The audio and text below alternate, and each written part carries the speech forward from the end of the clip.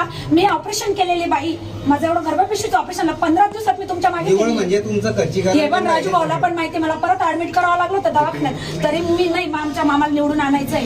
मग तुम्ही बोला ना मामा, तुम्ही आमदार, तुम्हीच स्थायिकी यातले, बाकीच्यांचा संबंध येत नाही त्यांच्या तिकीट द्यायचा, आमदारच तिकीट देईन असा निर्णय पाहिजे. मी नरेंद्र मोदी पर्यंत पोहोचीन की असं कसं काय करता, असं हे लक्षात ठेवा मामा. जसं सगळे आमदार बोलतात तुम्ही बोलायचं ना, कोणी बी येईन प्रवेश करीन त्यांना तिकीट, असं थोडी चालतं. मग 5 वर्ष आधी यायचं होतं त्यांनी आणि हे करायचं होतं बीजेपीचा प्रचार. एकटीने कमळ आणलंय पक्ष प्रभाग एकला, कमळ कुठे विसरले होते लोक, एकटीने आणलंय. मी एकटी आहे सांगा तुम्ही, नंतर मी पाया जोडल्या एवढे प्रभागात कोण येत होतं, मला त्याचं उत्तर दे. तुम्ही हे मांडा ना की प्रभाग 1 मध्ये हे पळाल्यावर संगीता पाटीलने कमळ आणला तिथे प्रभाग 1 ला आणि तिला तिकीट नाही, तर विषय काय मामा?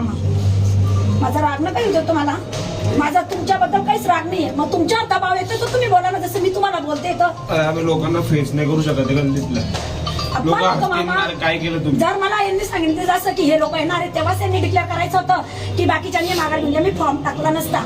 मी तुम्हाला काय सांगितलं, तुम्ही म्हणजे टाकून ठेवा.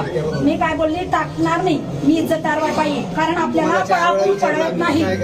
मी कोणत्याच पक्षात जाणार नाही. आम्ही प्रचार कोणाचाच करणार नाही, त्यांचा प्रचार करायचा, आम्ही कामं करायचे. मग आम्ही कुठे जायचं?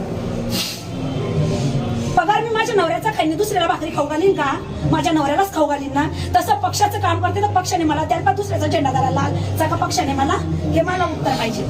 मी आतापर्यंत बोलत नाही, कोणी माझं नाव सांगितलं असेल किती बाई अशी तसं आहे, पण मी एक वचनी बाई, मी काम करणारी बाई, मी सगळ्यांची हसते आणि जास्त बोलते, म्हणूनच माझा प्रचार आहे. जेव्हा यांना प्रवेश झाला तर मला 100 ते 150 लोक घरी भेटायला आले. ताई तुमचं काय?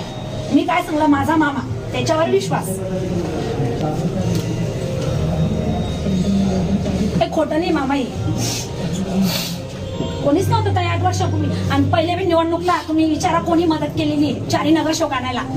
मी त्यांच्या घरी जाऊन बोलून आले, हे तुम्ही घाणपणा केला म्हटलं.